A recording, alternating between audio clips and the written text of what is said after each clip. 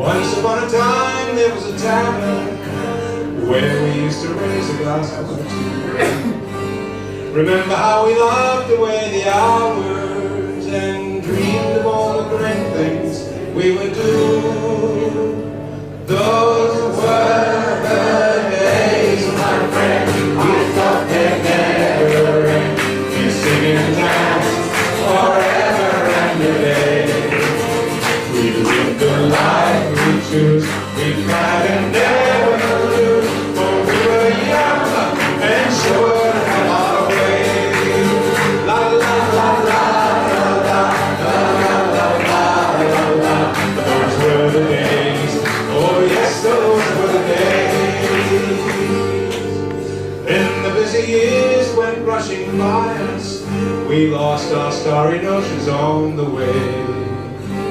If by chance I'd see you in the tavern, we'd smile at one another and we'd say, those were the days, my friends, we thought they'd never end. We'd sing and dance forever and a day. We lived the life we choose, we tried and never lose, for we were young and sure to have our way. La la la la la la la la la la la. Those were the days, oh yes, those were the days. Just tonight I stood before the tavern, nothing seemed the way it used to be. In the glass I saw a strange reflection. Was that lonely person really me? Those were the days, my friend, we thought they'd never end. We'd sing and dance forever and a day. We'd live the life we choose, we'd fight and never lose, for we were young and sure to have our way. La la la la la la la la. Those were the days, oh yes, those were the days. Through the door there came familiar laughter. I saw your face and heard you call my name. Oh my friend, we're older but no wiser, for in our hearts the dream is still the same. And you can clap along if you like, because I won't change the tempo till we get to the end of the song. Those were the days, my friend, we thought they'd never end. We sing and dance forever and a day.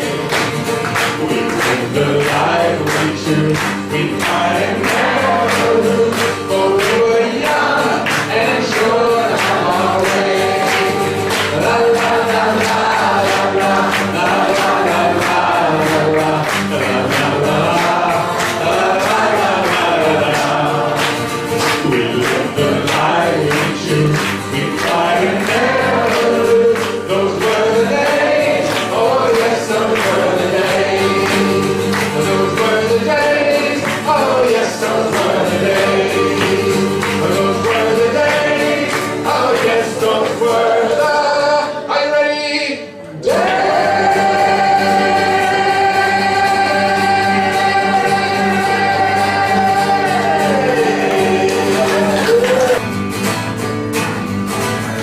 Close the door, light the light, we're staying home tonight, far away from the bustle and the bright city lights. Let them all fade away, just leave us alone, and we'll live in a world of our own. We'll build a world of our own that no one else can share. All our sorrows beneath are behind us there, and I know you'll find there'll be peace of mind when we live in a world of our own. Oh my love,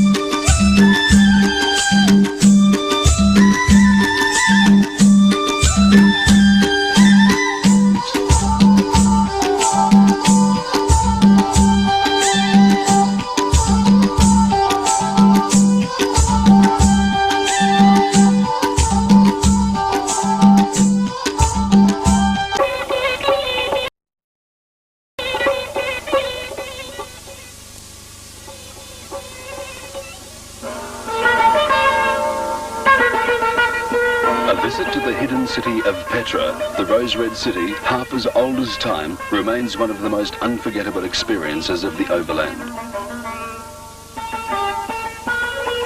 The spectacular monuments carved out of solid rock over 2,000 years old make Petra one of the world's great archaeological wonders.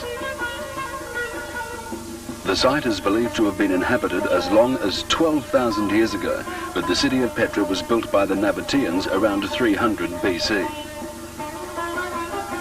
Temples, palaces, tombs and theatres are everywhere, hewn out of the mountainside. The Romans and Crusaders held control of the city at different stages, but it wasn't until early last century, when a young Swiss explorer rediscovered the lost city, that Petra was given back to the world.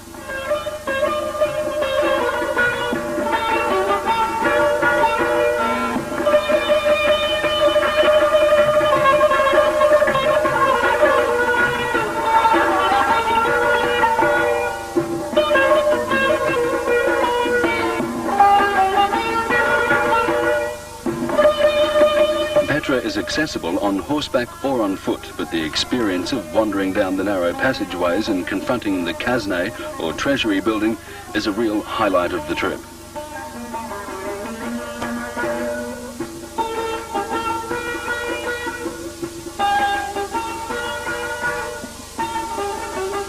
Water resources in the area are naturally enough limited, and it's essential that everyone be aware of the need to conserve water at all times.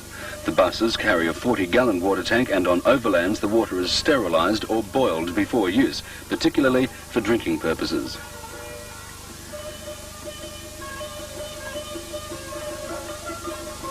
Back in Amman, the driver and courier are having an important conference.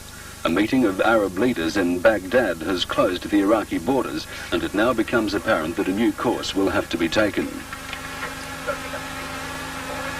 With the flexibility that Top Deck offers, the itinerary is altered to include additional sightseeing elsewhere. It's all carved out on the hewn out of the rock by nature, and these guys have Christians been hiding from So after travelling across through Europe, down the Turkish coast and into Syria and Jordan, our original course to Iraq and up through southern Iran has to be changed because of unforeseen troubles in Baghdad. An alternative route was decided by the crew to travel north back through Syria and into eastern Turkey, visiting Goremy and entering Iran across its northern borders.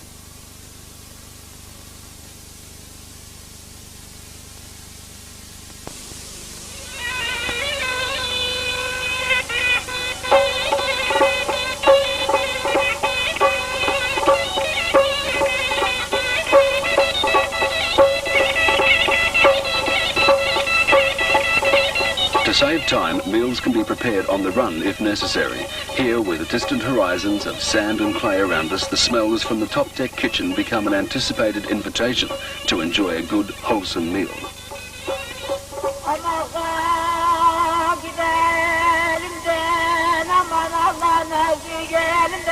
Heading north again, we travel an alternative route through Syria and enter eastern Turkey. Within a few days' drive from the border, we find ourselves engulfed in an eerie, lunar-like landscape. This is Goremy in the Cappadocia region of central eastern Turkey. The earth in this area is volcanic, and erosion has caused the fragile, tough stone to take on strange shapes. After the spreading of Christianity, these rocks were hollowed out to become monasteries, churches and houses. In the 7th century, when Arab invaders swept west across Turkey, the inhabitants found a need in this area to band together. Rather than build houses, they found it much easier to hollow out shelters in the soft rock.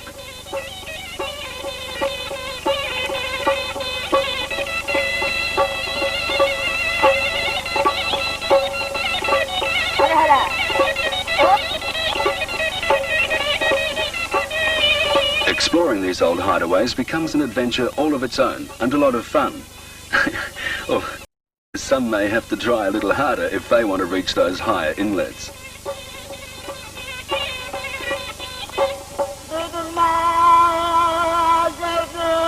Since these people were very religious, underground chapels were often built, and eventually these artificial grottos became decorated with Bible scenes. A number of underground cities still exist which once housed large numbers of people. These were connected by a network of tunnels.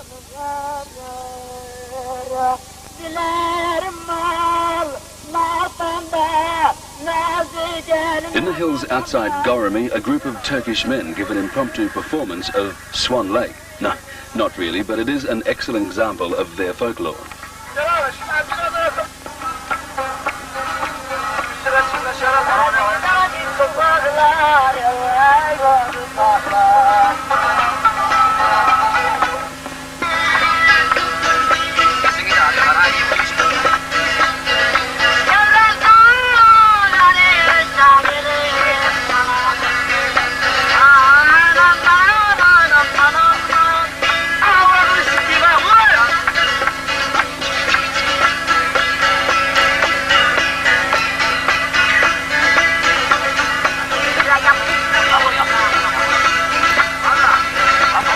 Most of the local people live simple existences by our standards, but they seem to get a lot of enjoyment out of singing and dancing, especially when the onlookers show some interest.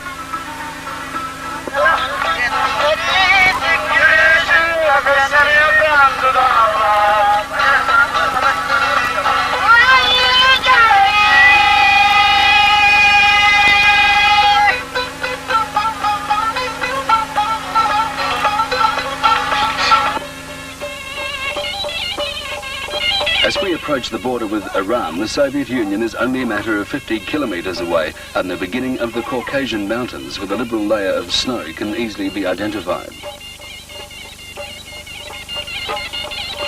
This is the Kurds district of Turkey, a rebellious tribe of Turks who reject the control of the Turkish government.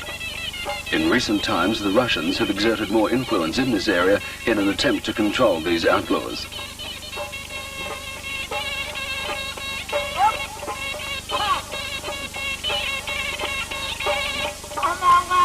Mount Ararat, rising over 14,000 feet, is a familiar landmark at the border between Turkey and Iran. Ruins of Noah's Ark have been found on the side of the mountain.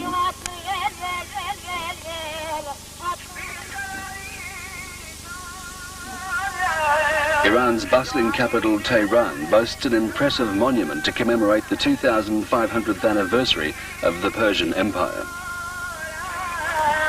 After the overthrow of the Shah in February 1979, the country became an Islamic republic based on the fundamental teachings of the Quran. The revolution installed the religious leader Ayatollah Khomeini as the most powerful force in the land, a man bent on reversing Iran's industrial climb into the 1980s.